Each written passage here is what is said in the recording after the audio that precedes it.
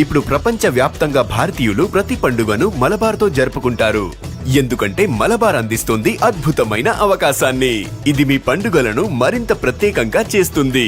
కాబట్టి ఇప్పుడు ఎక్కువ సేవింగ్, ఎక్కువ సంతోషాలు, ఎక్కువ సంబరాలు. ప్రతి పండుగకు Malabar gold and diamonds. Hyderabad politics లో ఇప్పుడు హాట్ సెగ్మెంట్ జూబ్లీహిల్స్. ఈ ఉప ఎన్నికని ప్రధాన పార్టీలన్నీ ప్రతిష్టాత్మకంగా తీసుకున్నాయి.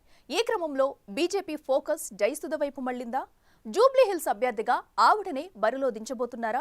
మొన్నటిదాకా అభ్యర్థి ఎంపికపై తర్జన భర్జన పడిన కమలం పార్టీకి జూబ్లీహిల్స్ బైపోల్ విషయంలో లైన్ క్లియర్ అయినట్టేనా అనే ప్రశ్నలు తలెత్తుతున్నాయి. మరి సహజ నటితో ఇటు ఇండస్ట్రీ, అటు మైనారిటీ ఓట్లను బీజేపీ రాపడుతుందా? బీజేపీని ఎదుర్కొనే దమ్ము కాంగ్రెస్, బీఆర్ఎస్ కు లేదంటూ సవాల్ విసురుతున్న కమలం పార్టీ జయసుధతో ఏం చేయబోతుంది? జూబ్లీహిల్స్ ఉప ఎన్నికను బీజేపీ ప్రతిష్టాత్మకంగా తీసుకుంది. బైపోల్లో ఎవరిని బరిలోకి దించాలనే విషయంలో మొదట్లో కొంత ఇబ్బంది పడినప్పటికీ ఎట్టకేలకు అభ్యర్థి ఫైనల్ అయినట్టు తెలుస్తోంది. ఇండస్ట్రీకి సంబంధించిన సహజ నటి జయసుధకు జూబ్లీహిల్స్ ఉప ఎన్నికల్లో టికెట్ ఇచ్చేందుకు కాషాయ పార్టీ సిద్ధమవుతుందనే చర్చ రాజకీయ వర్గాల్లో మొదలైంది. ముందు నుంచి జూబ్లీహిల్స్ ఉప ఎన్నికల్లో చాలా స్పష్టంగా పక్కా ప్రణాళికలతో బీజేపీ అడుగులు వేస్తుందట. గతంలో జరిగిన దుబ్బాక, మునుగోడు, హుజురాబాద్ ఉప ఎన్నికల్లో బీజేపీ సత్తా చాటింది. అదే ప్రణాళికతో జూబ్లీహిల్స్ ను కూడా కైవసం చేసుకోవాలని చూస్తుందట.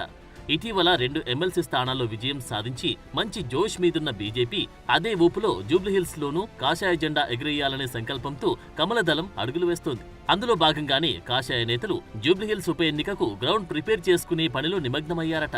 Jubilee Hills assembly segment Secunderabad parliament పరిధిలో ఉంది. సికింద్రాబాద్ ఎంపీగా కొనసాగుతున్న కేంద్ర మంత్రి కిషన్ రెడ్డికి ఈ ఉప ఎన్నిక సవాల్గా మారనుంది. 2023 అసెంబ్లీ ఎన్నికల నాటి పరిస్థితులు రాకూడదనే సంకల్పంతో బీజేపీ వ్యూహాలు రచిస్తున్నట్టుగా తెలుస్తోంది.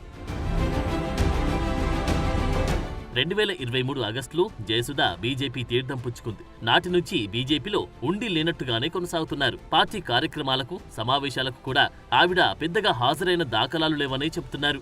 గత అసెంబ్లీ ఎన్నికలకు ముందు బీజేపీలో చేరిన జయసుధ సికింద్రాబాద్, ముషీరాబాద్ స్థానాలు ఆశించారు. కానీ అప్పుడే వచ్చిన వారికి టికెట్ ఎలా ఇస్తారని పార్టీలో పెద్ద ఎత్తున వ్యతిరేకత రావడంతో రాష్ట్ర నాయకత్వం జయసుధకు అవకాశం ఇవ్వలేదు. దాంతో జయసుధ బీజేపీలో అనవసరంగా చేరాననే అసంతృప్తి తన వర్గీయులతో చెప్పుకున్నట్లు ఆ మధ్య వార్తలు వచ్చాయి. ఇటీవలే రాష్ట్ర బీజేపీ అధ్యక్షుడు రామచంద్రరావు జయసుధని కలవడంతో జూబ్లీహిల్స్ అభ్యర్థి జయసుధని అనే చర్చ పార్టీ వర్గాల్లో జోరుగా నడుస్తుందట. అయితే ఇదే స్థానం నుంచి నందమూరి కుటుంబం, హరికృష్ణ కూతురు సుహాసిని పేరు కూడా ప్రధానంగా వినిపించింది. దీని వెనకాల చంద్రబాబు మాస్టర్ ప్లాన్ ఉందనే చర్చ కూడా జరుగుతుందట. జూబ్లీహిల్స్ లో సుహాసిని నిలబెట్టగలిగితే అటు ఇండస్ట్రీ, ఇటు టీడీపీ, నందమూరి ఫ్యామిలీ పలుకుబడి బీజేపీకి కలిసి వస్తాయనే అంచనాలు బీజేపీ పాచికలు వేసిందట. కానీ ఆ పాచికలు ఆదిలోనే బెడ్చుకొట్టడంతో ఆ ఎపిసోడ్ అక్కడితో ఆగినట్టు తెలుస్తోంది. ఇక అదే బైపోల్ విషయంలో కీర్తిరెడ్డి పేరు ప్రధానంగా వినిపించింది. ఇప్పుడు జయసుధ పేరు తెర మీదకు రావడంతో బీజేపీలో అభ్యర్థి అంశంలో ఏం జరుగుతుందనే చర్చ పార్టీ వర్గాల్లో నడుస్తోంది. నిజానికి జూబ్లీహిల్స్ టికెట్ పై చాలా మంది కమలం నేతలు గంపడాశలు పెట్టుకున్నారు.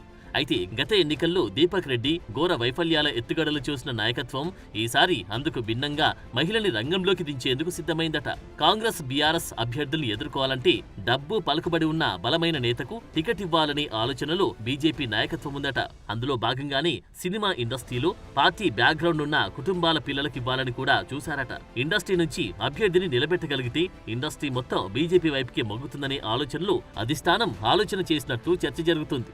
అంతేకాదు 10 ఏళ్ల బీఆర్ఎస్ పాలన, 7.5 కాంగ్రెస్ పాలన చూసిన ప్రజలు ఖచ్చితంగా జూబ్లీహిల్స్ ఉప ఎన్నికల్లో బీజేపీకి పట్టం కడతారనే ఆలోచనలో బీజేపీ వర్గాలు బలంగా ఉన్నాయి. కానీ జూబ్లీహిల్స్ ఉప ఎన్నిక అంశంలో రాష్ట్ర బీజేపీ భిన్నాభిప్రాయాలు వ్యక్తమవుతున్నాయట. వీటన్నిటిని అధిగమించి అభ్యర్థి విషయంలో బీజేపీ నాయకత్వం ఎలా ముందుకెళ్తుందనేది సస్పెన్స్ గా మారింది.